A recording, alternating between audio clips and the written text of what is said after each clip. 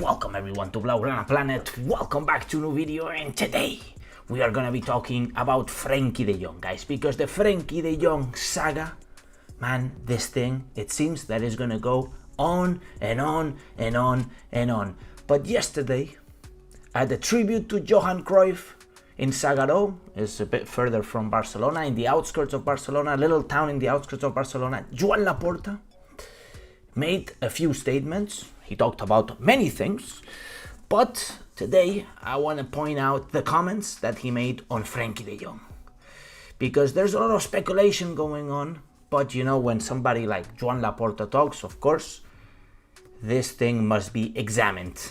And he indeed say a few things about Frenkie de Jong. He talked about 2-3 minutes, and I think he cleared some doubts.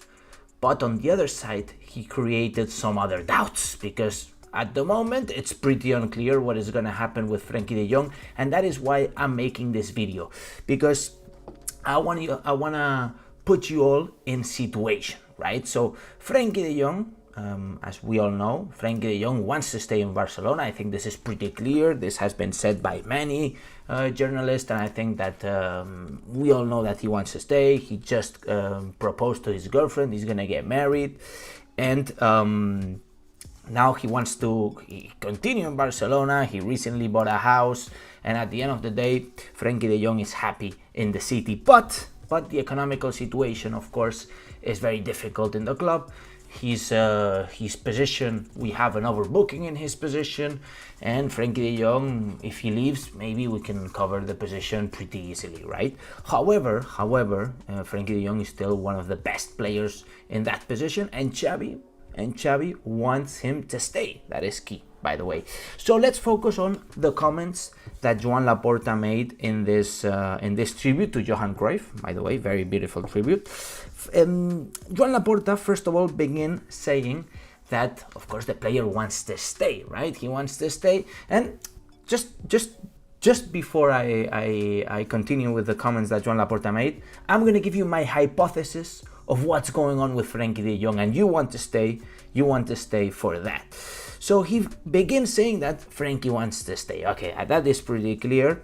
He then makes a remark saying that the experts say, and pretty much everybody knows, that he is a top-level player and one of the best midfielders in the world, Joan Laporta, right? So I think there he is putting him where he deserves, right? And he continues saying that many clubs are behind, not only Manchester United, many clubs are behind, and that they do not have intention to sell the player. Okay, so we have comments saying that he wants to stay, that he's a top-level player, that many clubs are behind, and that they don't have intention to sell him. And Laporta finished this little section by saying, I would do, not I will, I would do everything possible for him to stay, for Frenkie de Jong to stay. So what is my hypothesis? He then continues on the case, but I want to give you my hypothesis on this first part of the comments. He is basically raising the price of the player, because as we said in this channel, and I think that is pretty accurate, Barcelona would only sell the player if an irrefutable offer arrives.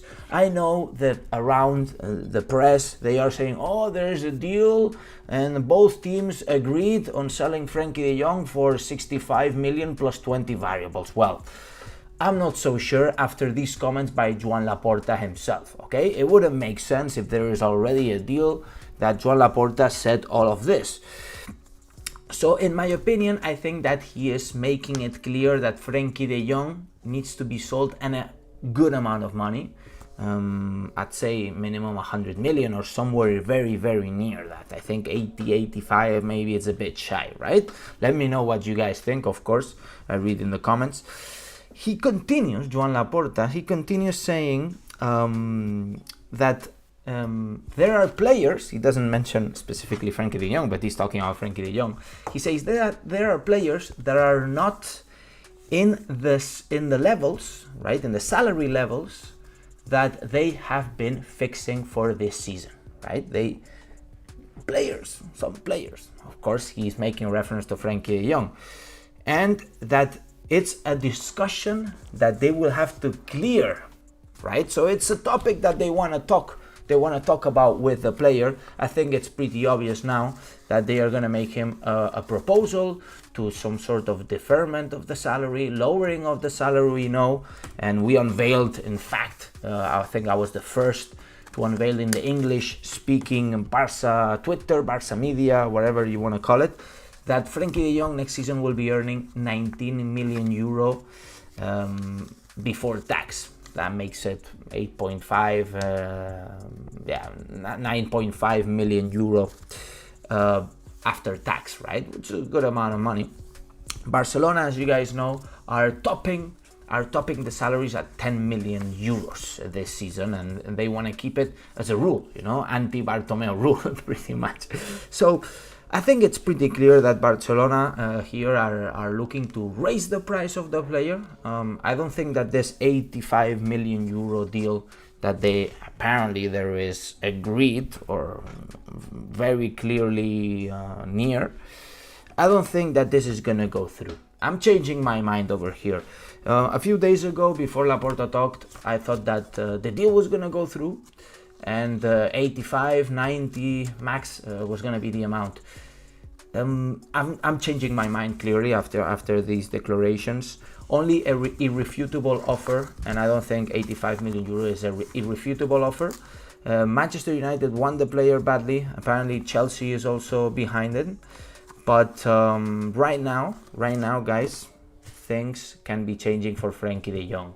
If he reduces his salary, I am very certain that the player will stay. And let's be honest, guys, bringing somebody like Bernardo Silva is going to be very, very tough. Very tough, guys, very tough. Even though we could have, advantage in the agreement, or advantageous deal in terms of deferment of the payments, paying installments for Bernardo Silva and then getting direct amount from Manchester United for Frenkie de Jong. But guys, things are not as easy as we paint them sometimes, like I see some people saying, oh, sell half of the team and then buy Mbappe and Haaland and 10, 20 other players. This ain't FIFA Manager, and things are much harder than what you guys think sometimes, and that we all think sometimes. I'm not pointing at anybody, because we all fall into that. Football is our passion. Football is about illusion, guys. We all want. Football is our pride. We all want to enjoy the game, and it's entertainment. And I think that Laporta brings entertainment to the club. We're all enjoying, despite the Messi thing, which was very unfortunate, very, very difficult to keep Leo Messi. And we had predators trying to take advantage of the club in a very difficult moment. Tebas, the CBC agreement, etc. And which of course made us not be able to renew Leo Messi, which was a pity.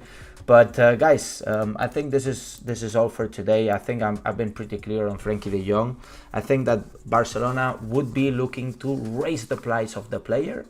Otherwise, we can try to find a new agreement with the player for him to stay.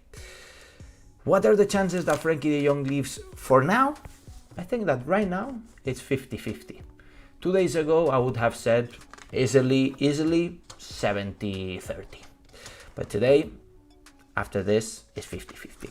So I hope that you guys are enjoying these last videos, guys. I'm trying to focus on one topic. Make sure you subscribe and smash the like button. Of course, it will help me a lot. And let me know what you guys think about the whole situation. Do you think that he's going to stay?